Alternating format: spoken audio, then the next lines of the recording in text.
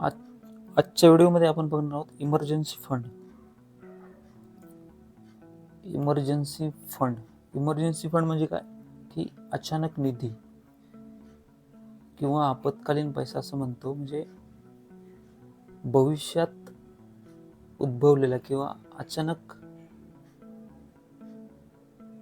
लागलेला अचानक निधी. आता सगळं तुम्हाला स्टेप बाय स्टेप एक्झाम्पल देऊन सांगतो. Emergency fund. आता ह्याच्या अगोदर आपल्याला ही इमर्जन्सी फंडवर व्हिडिओ बनवायची का वेळ आली, कारण ह्याच्या अगोदरची जी व्हिडिओ आहे,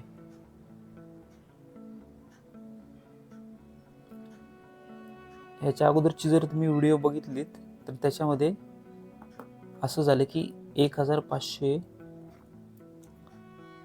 पर मंथ तुम्ही इन्व्हेस्ट करत होतात की, आणि 2 वर्षानंतर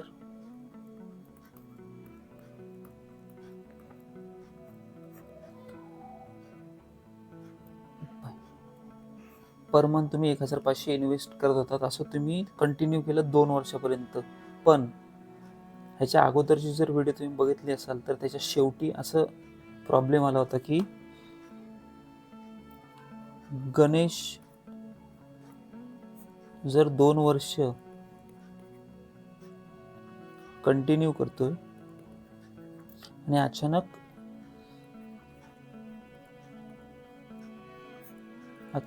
अपघात किंवा काही असं इन्सिडेंट आलं, तर त्याला कसं सामोरं जायचं किंवा त्यासाठी काय नियोजन करायचं ते आपलं ठरलं होतं. म्हणजेच आपला असा प्लॅन आहे की 1000ची 500 त्याला हात नाही लावायचा. 2 वर्षानंतर गणेशवर प्रॉब्लेम आलं फॉर एक्झाम्पलसाठी, म्हणजे आपलं नियोजन ओके असावं त्यासाठी हे आहे.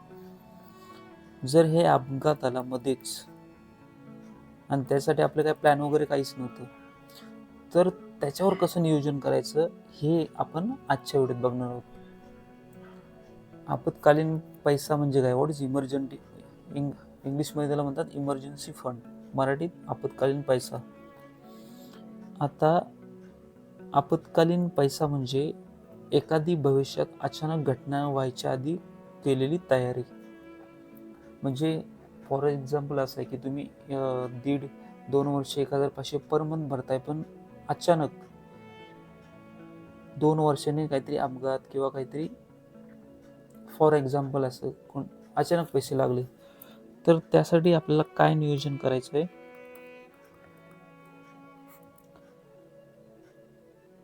हे आपण आजच्या व्हिडिओमध्ये बघणार आहोत.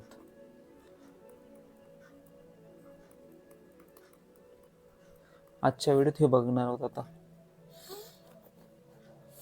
पुढे जाण्या अगोदर आपण डिस्कस करूया का व्हाय इमर्जन्सी फंड इज नीडेड. म्हणजे भविष्यात अचानक लागणारा पैसा जमा करून ठेवायची गरज का आहे. तर पॉईंट बाय पॉईंट जाऊ आपण. असं होती कधी कधी अचानक दवाखाना असो किंवा काही अपघात असो, हे सांगून येत नाही, त्याला आपल्याला अगोदरच नियोजन करून ठेवावं लागतं.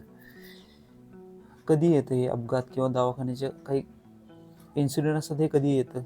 किंवा जर नोकरी गेली, आता ह्या आजच्या लाईफस्टाईलमध्ये नोकरी 1 वर्षाने जाणे हे चालूच राहत असतं. त्यामुळे नोकरी गेली तरी आपल्याला कुठल्याही गोष्टीचा प्रॉब्लेम राहायला नको, त्यासाठी इमर्जन्सी फंड हा खूप महत्त्वाचा आहे. त्यानंतर समजा काही अपघात झाला किंवा दवाखाना किंवा नोकरी गेली, तर आपल्याला कुठून कर्ज घ्यायची वेळ आली नाही पाहिजे. कारण हे EMI हप्ता याच्यामध्ये इंटरेस्ट पण ॲड होत असल्यामुळे ह्याच्यामध्ये आपण खूप भरडलं जातो. त्यामुळे जर तुमच्याकडे हा इमर्जन्सी फंड असेल तर कुठूनही कर्ज घ्यायची अजिबात गरज नाही. आता ह्याचे बेनिफिट्स काय आहेत, काय फायदे आहेत. तर इमर्जन्सी फंड म्हणजे इमर्जन्सी अचानक तयार करून म्हणजे इमर्जन्सी फंड म्हणजे काय, भविष्यासाठी आपण काहीतरी अचानक जेव्हा पैसे लागतात तेव्हा आपण त्याची तयारी अगोदरच करून ठेवतो. तर आता इथे इमर्जन्सी फंडचं तुम्ही तयारी करून ठेवली की तुम्ही रिलॅक्स राहता, म्हणजे माइंड एकदम रिलॅक्स राहतं, की टेन्शन नाही राहत. समजा फ्युचरमध्ये काय झालं, नोकरी गेली, काही गेली, तर तुम्ही एकदम रेडी राहता, रिलॅक्स राहता, माइंड रिलॅक्स राहतं आणि सेक्युर राहता. कसलंही टेन्शन नाही राहत, काय नाही राहत. नोकरी गेली किंवा काही गेली किंवा कोणतंही इन्सिडेंट झाला तरी तुम्ही रिलॅक्स राहता. आणि इमर्जन्सी म्हणजे अचानक, ह्या इमर्जन्सी फंड म्हणजे इमर्जन्सीसाठी तयार करून ठेवलेल्या पैशाचा भविष्यात होणाऱ्या अडथळ्यांसाठी खूप उपयोग होतो. कारण अडथळे कुणालाही सांगून येत नाही, त्यामुळे त्यासाठी हा खूप उपयुक्त आहे इमर्जन्सी फंड. आता हे झालं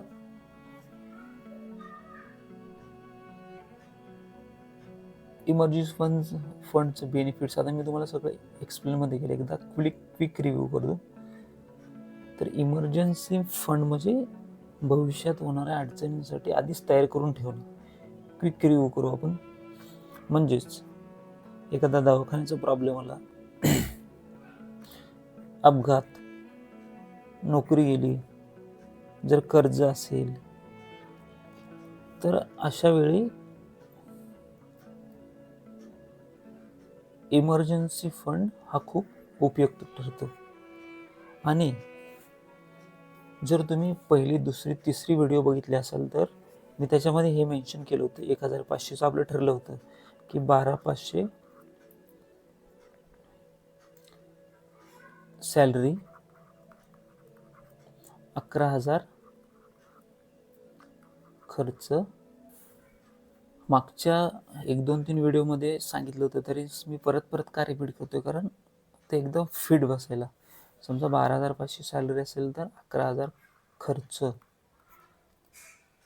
आणि आपण पर मंथ 1,500 सेविंग करत होतो. तर हे सेविंग 30 वर्षासाठी करताना 1,500ची RD पर मंथ सेविंग करून 30 वर्षासाठी करताना कोणताही प्रॉब्लेम किंवा अडथळे हे यायला नको. त्यासाठी हा इमर्जन्सी फंड इज मस्ट. ह्याची खूपच गरज आहे. त्यासाठी ही आजची व्हिडिओ आहे. आणि हे इमर्जन्सी फंडचे आपण आता हा एक पार्ट 1 आहे. आता त्याची पुढे प्रोसेस हे पार्ट 2 मध्ये बघणार आहोत आपण. टोटली प्रोसेस पार्ट 2 मध्ये प्रोसेस बघणार आहोत आपण, आणि पार्ट 3 मध्ये त्याचं कॅल्क्युलेशन. का कॅल्क्युलेशन्स? कारण आता ॲक्च्युअलमध्ये जर गणेशची सॅलरी 12,500 आहे, 11,000 तो खर्च करतोय, 1,500 तो RD वर्किंग करतोय, तर त्याच्याकडे आता सेविंग किती? आता त्याच्याकडे 0 आहे. मग ह्या इमर्जन्सी फंडसाठी वेगळे पैसे आणायचे कुठून? तर त्याचं नियोजन आपण ह्या पार्ट 2 आणि पार्ट 3 मध्ये बघूया. तर हे पण पार्ट 2 आणि पार्ट 3 लवकरच येतील. आता हे एक क्विक रिव्ह्यू परत करू आपण. ह्या व्हिडिओत असं एवढंच लक्षात ठेवा की जेव्हा आपल्यावर वाईट परिस्थिती येते तेव्हा आपण सावध होतो, पण जर आपण त्याच्या अगोदर फ्युचरसाठी रेडी राहिलो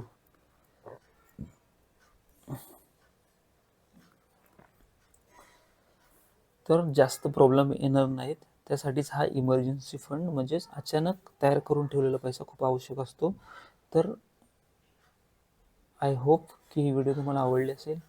लवकरच हे पार्ट 2 आणि पार्ट 3 मी अपलोड करेन. काही क्वेरीज असतील तर कॉमेंटमध्ये मेन्शन करा. लवकरच भेटू. बाय.